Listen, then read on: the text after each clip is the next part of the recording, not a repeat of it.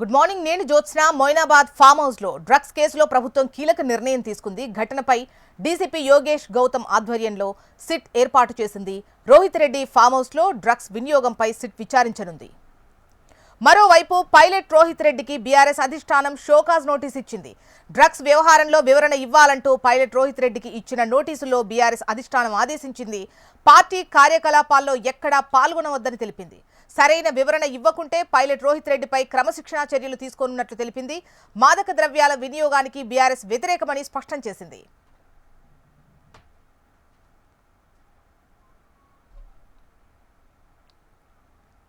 Moinabad drugs కేసుపై SIT ఏర్పాటుకు సంబంధించి పూర్తి వివరాలు మనకు అరుణ్ అందిస్తారు.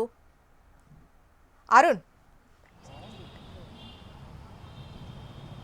ఎస్ జ్యోత్స్న, రాష్ట్ర వ్యాప్తంగా సంచలనం సృష్టించినటువంటి మొయినాబాద్ ఫామ్ హౌస్ కేసుకు సంబంధించి ముఖ్యంగా డ్రగ్స్ తీసుకున్నటువంటి నేపథ్యంలో కూడా అయితే ఇప్పటికే డ్రగ్స్ పార్టీలో పాల్గొన్నటువంటి తాండూర్ మాజీ ఎమ్మెల్యే రోహిత్ రెడ్డి, అతని సోదరుడు రితీష్ రెడ్డితో పాటు మరో వ్యక్తిని కూడా రిమాండ్కు తరలించారు. ప్రస్తుతం చెంచల్గూడ జైల్లో 14 రోజుల పాటు రిమాండ్లో ఉన్నట్టు తెలుస్తుంది.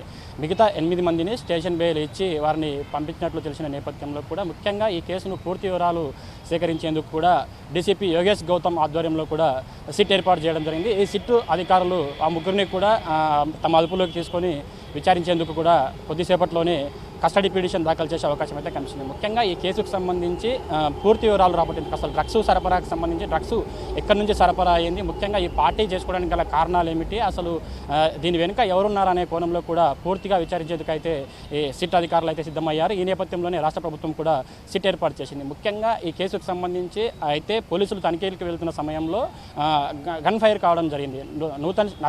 నితిన్ శర్మ అనే వ్యక్తి గన్ ఫైరింగ్ చేసిన నేపథ్యంలో ఆ గన్కు రోహిత్ రెడ్డి సోదరుడు రితీష్ రెడ్డి పేరు మీద లైసెన్స్ ఉన్నప్పటికీ కూడా ఆ లైసెన్స్ను దుర్వినియోగం చేస్తూ తనిఖీలకు వెళ్తున్న పోలీసుల పైన గన్ ఫైరింగ్ చేయడంతో కూడా పెద్ద ఎత్తున చర్చకైతే దారి చేసింది. అయితే దీనికి సంబంధించి కూడా ఇప్పటికే గన్ను స్వాధీనం చేసుకున్నారు. ముఖ్యంగా లైసెన్స్ను దుర్వినియోగం చేస్తూ ఇట్లా గన్ ఫైరింగ్ పాల్పడడం పట్ల కూడా పోలీసులు కూడా పెద్ద ఎత్తున అసహనం వ్యక్తం చేస్తున్న నేపథ్యంలో కూడా ఈ ముగ్గురిని కూడా పూర్తిగా విచారించకైతే సిద్ధమవుతుంది. మొత్తంగా 11 మంది ఉన్నటువంటి ఈ డ్రగ్స్ పార్టీలో దాదాపు 6 మందికి కూడా పాజిటివ్ వచ్చినట్లు ఈగల్ టీం నిర్ధారించింది. అయితే నిర్ధారణ నేపథ్యంలో కూడా వారందరినీ కూడా కస్టడీలోకి తీసుకొని కూడా ఒక్కొక్కరిని విచారించే అవకాశం ఉన్నట్టయితే తెలుస్తుంది. ముఖ్యంగా దుబాయ్ నుంచి కూడా ఈ డ్రగ్స్ సరఫరా నెట్వర్క్ ఉన్నట్టు కూడా పలు అనుమానాలు వస్తున్న నేపథ్యంలో కూడా వాటన్నింటినీ కూడా నివృత్తి చేసేందుకు అయితే సిట్ బృందం విచారణ చేపట్టే అవకాశం అయితే కనిపిస్తుంది. మరికొద్ది సేపట్లోనే కస్టడీ పిటిషన్ దాఖలు చేసి 14 రోజుల పాటు చెంచల్గూడ జైల్లో రిమాండ్ ఖైదీగా ఉన్నటువంటి ఈ రోహిత్ రెడ్డి, అదేవిధంగా రితీష్ రెడ్డి, నితిన్ శర్మ ముగ్గురిని కూడా అదుపులోకి తీసుకొని